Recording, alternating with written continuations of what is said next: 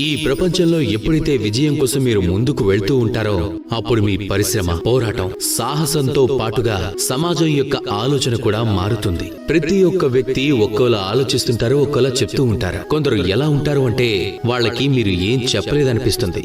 వారు మిమ్మల్ని నిందిస్తూ ఉంటారు. అందుకే నింద వల్ల మనం భయపడిపోతూ ఉంటాం.